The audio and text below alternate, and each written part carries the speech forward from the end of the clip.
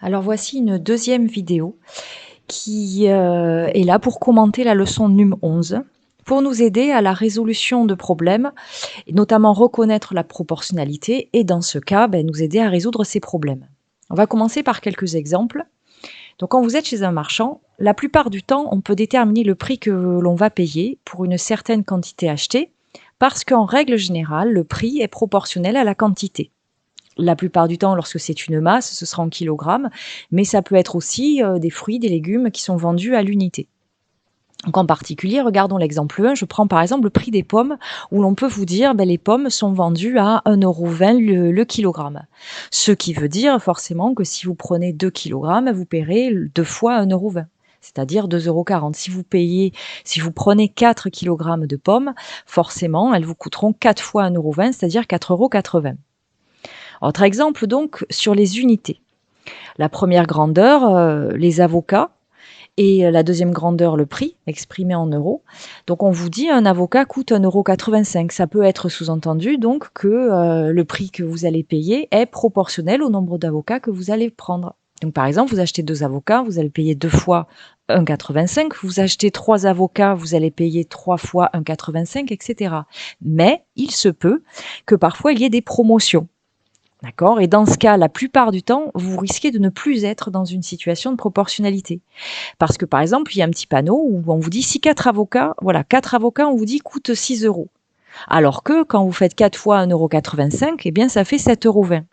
Dans ce cas, effectivement, c'est une offre promotionnelle, vous ne serez plus dans le cadre d'une situation de proportionnalité. Et dans ce cas, il faudra trouver d'autres stratégies pour connaître les prix de ce que vous allez prendre. Autre petit exemple, on vous dit si, par exemple, vous marchez à une vitesse de 5 km en 1 heure. Donc si on suppose bien à chaque fois que vous êtes toujours à la même vitesse, c'est-à-dire vous ne courez pas, vous ne vous arrêtez pas, dans ce cas, on va considérer qu'il s'agit d'une situation de proportionnalité.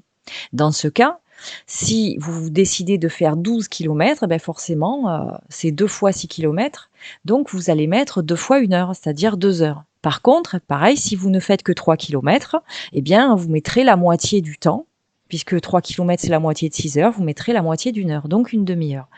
Voilà quelques exemples. Donc l'idée de la proportionnalité, c'est que entre deux grandeurs, donc par exemple vous avez une grandeur 1, exemple des kilos de pommes, une grandeur 2, par exemple le prix que vous allez payer en euros, si vous doublez la valeur de votre première grandeur, la deuxième va doubler aussi. Si vous triplez la valeur de la première grandeur, alors la deuxième va aussi tripler. Si vous multipliez la première grandeur par un nombre, eh bien la valeur de la deuxième grandeur est aussi multipliée par ce même nombre. C'est tout cela, la proportionnalité. Mais ça marche pour la multiplication, tout comme la division. C'est-à-dire que si votre première grandeur, comme tout à l'heure les kilomètres, vous la divisez par 2, la deuxième, c'est-à-dire le temps que vous allez mettre pour parcourir ces kilomètres, va aussi être divisé par 2. D'accord? Donc si, par exemple, vous divisez la première grandeur par un certain nombre, eh bien la deuxième valeur, enfin la deuxième grandeur sera divisée par le deuxième nombre. Bon, on est toujours obligé de supposer que ce nombre par lequel on divise est non nul, c'est-à-dire différent de 0, parce que sinon, on l'a vu une fois, ça n'existe pas, la division par 0. En tout cas, tous ceux qui ne vérifient pas cela, ce n'est pas de la proportionnalité, et tous ceux qui vérifient ça est de la proportionnalité.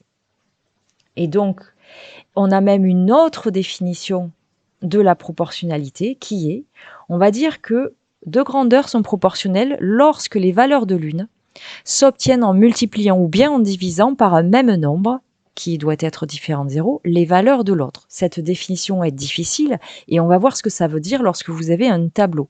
Et ce nombre, d'accord, par lequel vous multipliez la première grandeur pour obtenir la deuxième, eh bien, s'appelle le coefficient de proportionnalité. Revenons donc dans notre premier exemple des pommes. Donc si on vous dit qu'on représente les données donc dans un tableau, on vous disait que 1 kg de pommes c'était 1,20 € ou 1,2 €. Eh bien 2 kg de pommes c'est 2,40 €, on a doublé. 4 kg de pommes, 4,80 €, 10 kg de pommes, donc là on a multiplié par 10, eh bien on a multiplié par 10 le prix. Mais si on regarde bien, on s'aperçoit que ma flèche est un peu décalée, mais enfin vous comprenez bien, pour passer de la première ligne à la deuxième ligne, en fait, à chaque fois, on multiplie par 1,2. Et ce nombre 1,2, dans ce cas de figure, c'est le coefficient de proportionnalité. On appelle ça aussi l'image de l'unité. Voilà, c'est le prix du 1. Donc forcément, pour le prix de 2, vous faites 2 fois ce coefficient. Pour le prix de 4, vous faites 4 fois ce coefficient. Pour le prix de 10, vous faites 10 fois ce coefficient, etc. Donc voilà la définition donc de la proportionnalité, c'est vos grandeurs, vous multipliez toujours par le même nombre pour passer de la première à la deuxième. Donc dans une remarque, je vous ai mis donc évidemment des grandeurs, on l'a déjà vu, ne sont pas toujours proportionnelles. Et donc je vous donne 2 exemples. Un qu'on a déjà vu dans la première activité, qui est la taille d'une personne et son âge. D'accord? Évidemment, par exemple, je vous dis, si à 10 ans, on mesure 1,25 m, bon, à 20 ans, on ne mesurera pas 2,50 m. On est tous d'accord. Vous avez beau doubler l'âge, on ne double pas la taille. Donc, c'est clairement pas une situation de proportionnalité. Une autre qui est au départ un peu plus difficile à comprendre, c'est que l'aire d'un carré n'est pas proportionnelle à la longueur de son côté. Donc, par exemple, vous prenez un carré qui a pour côté 1 cm. On est tous d'accord que son aire, par même définition du centimètre carré, vaut 1 cm². Voilà. Si vous doublez la longueur du côté, donc du coup votre carré a une longueur de 2 cm. Une longueur de côté, je parle. Alors l'aire, vous savez tous que c'est côté fois côté, est de 2 fois 2, c'est-à-dire 4 cm². Donc l'aire n'a pas doublé, elle a été multipliée par 4. D'accord? On est passé de 1 cm² à 4 cm².